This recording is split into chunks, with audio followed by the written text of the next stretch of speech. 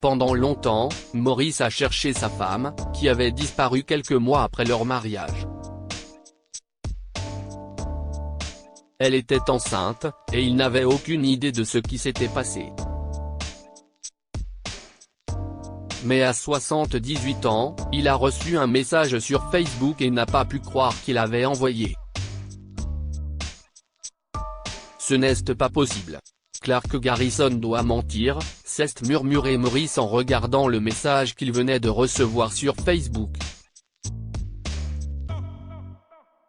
Bien qu'il soit un homme âgé de 78 ans, il avait réussi à rester dans l'air du temps et savait comment manipuler un ordinateur portable et toutes sortes de médias sociaux. Mais il savait aussi que certaines personnes profitaient des personnes âgées en ligne et qu'il fallait être prudent. Les personnes de son entourage savaient que Maurice recherchait sa femme depuis de nombreuses années et que les escrocs avaient toutes sortes de tactiques pour tromper leurs victimes. Il n'était pas prêt à tomber dans le panneau. D'un autre côté, il a commencé à espérer. Il y a plusieurs années. À 17 ans, Maurice a rencontré Naomi dans leur école privée à New York. Elle était une jeune boursière et la personne la plus excitante qu'il a jamais rencontrée. Elle rêvait de devenir créatrice de mode et de monter un défilé pendant la Fashion Week.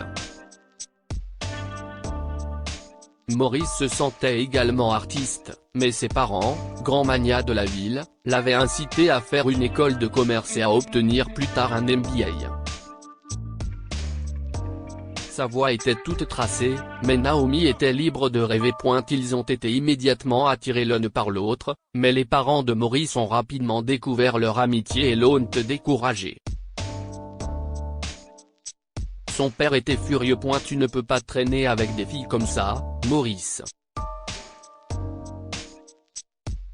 Nous avons un nom à défendre, a dit son père avec dédain lorsque Maurice a essayé de lui parler de Naomi. Maurice détestait la façon dont ses parents regardaient les autres simplement parce qu'ils n'avaient pas beaucoup d'argent.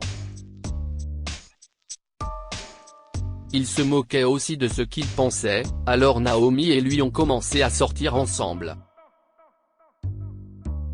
Ses parents l'ont détesté mais ont laissé faire pour éviter tout problème. Ils pensaient qu'ils cesseraient leur relation une fois à l'université. Mais cela ne s'est pas produit.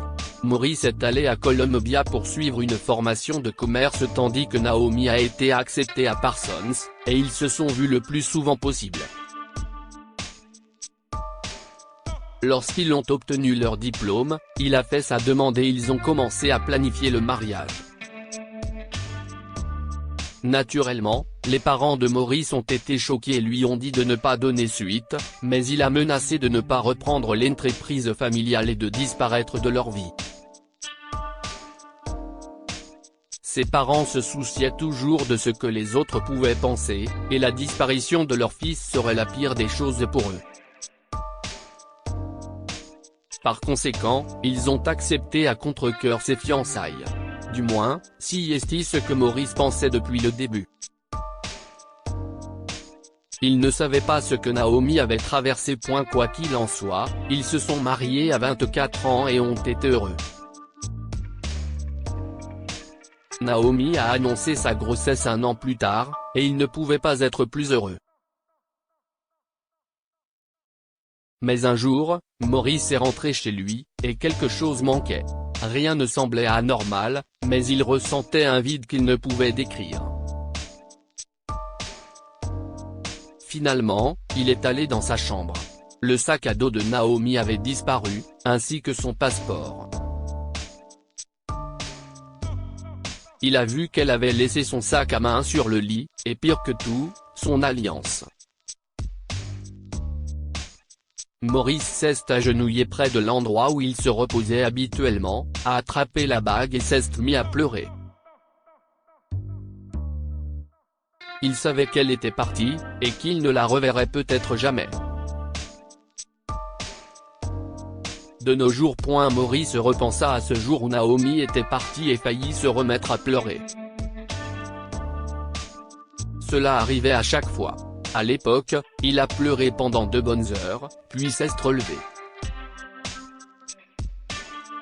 Il a fait de son mieux pour la retrouver, mais il n'avait pas de téléphone portable à l'époque. Il n'avait pas internet, et il ne pouvait rien faire sans adresse. Elle avait peut-être quitté le pays, et il ne l'aurait jamais su. Mais Maurice ne voulait pas abandonner. Il a engagé un détective privé pour la retrouver, en vain. Il a fait paraître des annonces de disparition dans les journaux, mais rien. Il a parlé à tous ceux qu'il avait connus, mais la plupart des membres de sa famille avaient aussi disparu. Ceux qui sont restés à New York refusaient de lui parler. CIST un cauchemar, et partout où il regarde, CIST une impasse. Ses parents ont fini par le presser d'arrêter. Ils lui ont obtenu une annulation de mariage, mais il a refusé de la signer. Il était marié, et c'était fini. Il ne l'ont jamais convaincu d'épouser quelqu'un d'autre, et maintenant, 53 ans après la disparition de sa femme, il venait de recevoir un message d'un homme nommé Clark Garrison, qui prétendait être son fils. Il a dû relire le texte une fois de plus. « Monsieur Maurice Matthews, mon nom est Clark Garrison. Je suis le fils de Naomi Garrison, et je crois que je suis aussi le vôtre. Elle m'a élevé à Hawaï et ne m'a jamais beaucoup parlé de vous jusqu'à il y a quelques mois où elle m'a expliqué plusieurs choses incroyables. Finalement, je l'ai convaincu de me laisser vous trouver, et je l'ai fait. Elle n'a pas de médias sociaux et ne sait pas comment gérer tout ça. Mais je peux vous envoyer des photos de nous comme preuve si vous voulez. Répondez simplement à ce message. J'ai vraiment envie de vous rencontrer, et je pense que vous méritez de savoir ce qui s'est passé. Sincèrement, Clark. Bien que Maurice craignait que ce soit une arnaque, il devait en être sûr.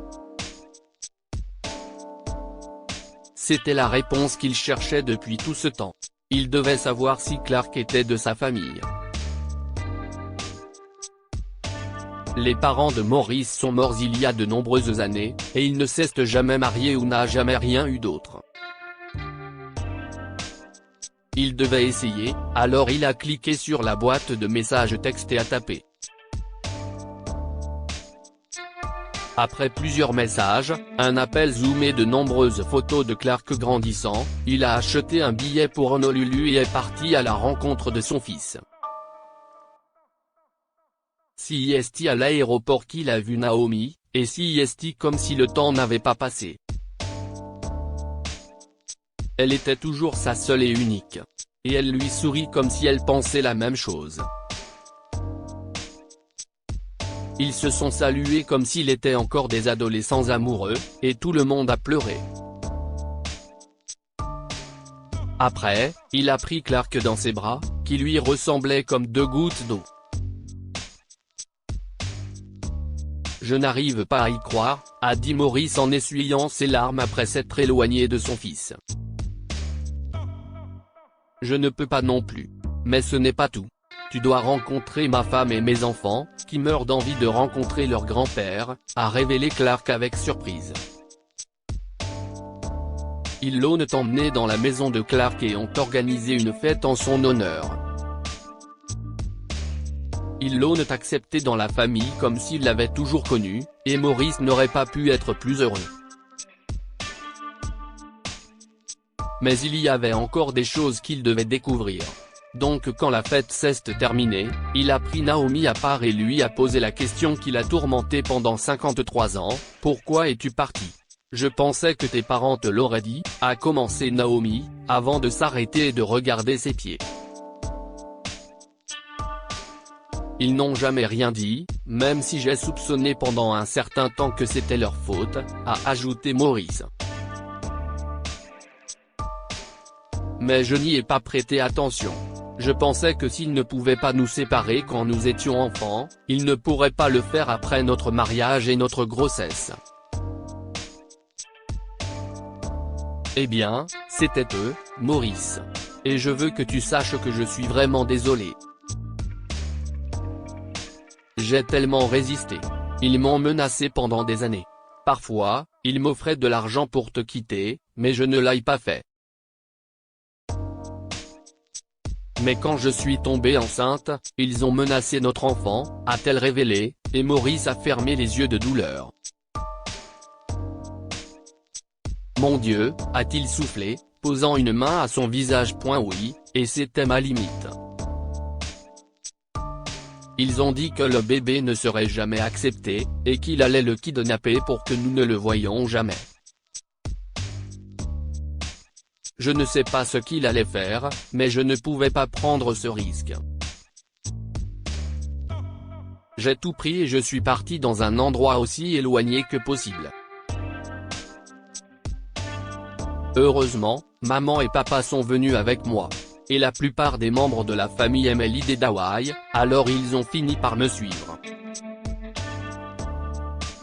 En fait, j'ai changé mon nom légalement ici en Keilani Garrison, en espérant que toi ou tes parents ne me trouveraient pas, a-t-elle dit.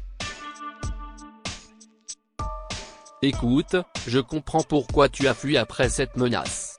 Mais nous aurions pu fuir ensemble, a déclaré Maurice, sa voix pleine d'émotion. Naomi a immédiatement secoué la tête. Non, non. Tes parents ne t'auraient pas laissé partir. Ils avaient tellement d'argent, et ils n'avaient pas peur de l'utiliser pour ruiner des vies, Maurice. Je ne pouvais pas risquer le reste de ma famille non plus. Ils se seraient tournés vers eux aussi. C'était la seule option. Nous avons fait notre vie ici, même si c'était difficile au début parce que nous avons pris les quelques fonds que nous avions pour nous échapper, a-t-elle insisté. C'était le bon choix pour nous à l'époque. J'ai juste manqué tellement de choses, a chuchoté Maurice et s'est mis à pleurer. Et je suis désolé pour cela. J'aurais dû essayer de te retrouver il y a des années quand j'ai lu que tes parents étaient morts. Mais je pensais que tu avais fondé une famille et que tu étais passé à autre chose. Je ne l'ai pas fait. Comment aurais-je pu? Je n'ai jamais cessé de t'aimer, a dit Maurice à travers ses larmes. Naomi a souri de façon brisée et a aussi pleuré. Je n'ai jamais cessé non plus, murmura-t-elle en serrant dans ses bras son mari disparu depuis longtemps. Ils ont pleuré dans les bras l'un de l'autre pendant un long moment et Maurice a su à ce moment-là qu'il allait déménager à Hawaï. Il ne pouvait pas manquer un autre moment de leur vie. Il voulait apprendre à connaître Clark et ses petits-enfants. Il n'aura peut-être plus longtemps à vivre dans ce monde, et il voulait le passer avec les personnes qui comptaient le plus. Il n'y avait pas de temps à perdre. Que pouvons-nous apprendre de cette histoire? Le véritable amour transcende le temps et la distance. Même des décennies de séparation et de distance n'ont pas pu faire oublier à Maurice et Naomi l'amour qu'il avait l'un pour l'autre. Et cet amour a fini par les réunir. Il n'y a pas de temps à perdre. La vie est trop courte pour que quiconque attende son bonheur. Allez le chercher et vivez comme s'il n'y avait pas de lendemain. Partagez cette histoire avec vos amis. Elle pourrait égayer leur journée et les inspirer. Si vous avez aimé cette histoire, alors vous aimerez sans doute celle de cette femme qui reçoit un message de félicitations de la part d'un SDF la veille de son mariage. Abonnez-vous à Mon Mama sur Google News.